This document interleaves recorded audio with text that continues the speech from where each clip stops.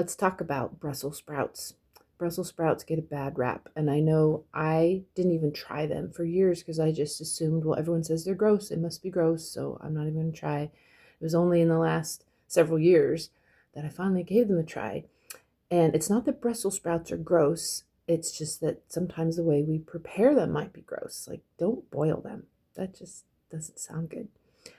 What they need to be roasted. Roasted Brussels sprouts are really yummy. My favorite way to have Brussels sprouts, I actually have not perfected at home. Still working on it. But I first had them at the not so the Humble Bistro.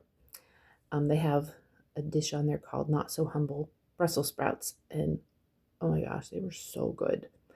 And since then, I have also had pretty good, or really good, Brussels sprouts at Red Lobster and Cheesecake Factory. So those are the three I've tried. If you found them somewhere else, these crispy, just yummy Brussels sprouts, let me know because I love them that way. They're a little bit sweet. Probably, I have tried it at home. I think the sauce I used, it wasn't really good. I think really all you need to do is roast your Brussels sprouts so they're nice and crispy, and then maybe drizzle a little pure maple syrup on them. And you could maybe add a little bacon if you wanted, and that's probably going to do it. So I like the shaved Brussels sprouts from Trader Joe's.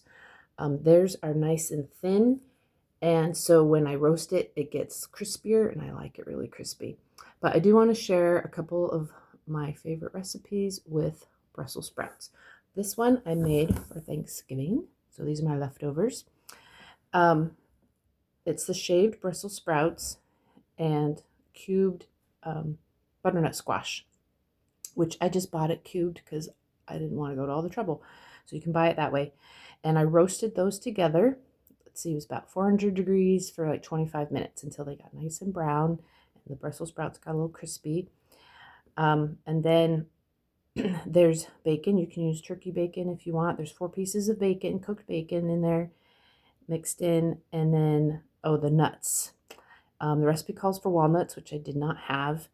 I had pecans, so I used pecans, which I cooked on the stove for about 3 or 4 minutes, and drizzled a couple tablespoons of pure maple syrup on there. And so I got some little candied nuts, I guess you'd call them. So mix those in there, and some dried cranberries, craisins, and some feta cheese, and it's just all mixed together and just all those flavors. It's really yummy. So that's probably what I'll have for lunch today.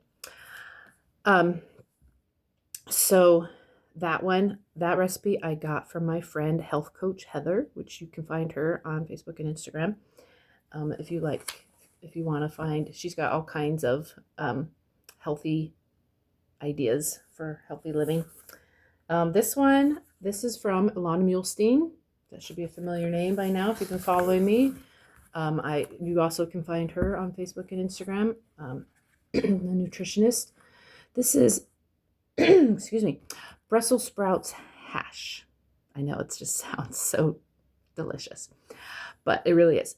So this one you do on the stove in a big frying pan, and you cook the shaved Brussels sprouts again, and then once you get them kind of and with some olive oil, a little garlic and salt in there, and once they're pretty much cooked, you're going to make 4 little wells, and you're going to break an egg in each of those wells, and then you're going to let the egg cook, and so that when you'll cover it so the eggs can cook.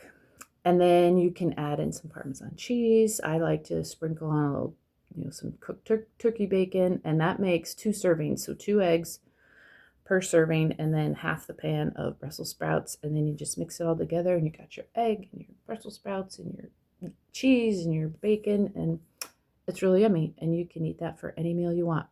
So those are some of my favorites. What are some ways you like to eat Brussels sprouts? I would love to know because I'm always on the lookout for new recipes. Thanks.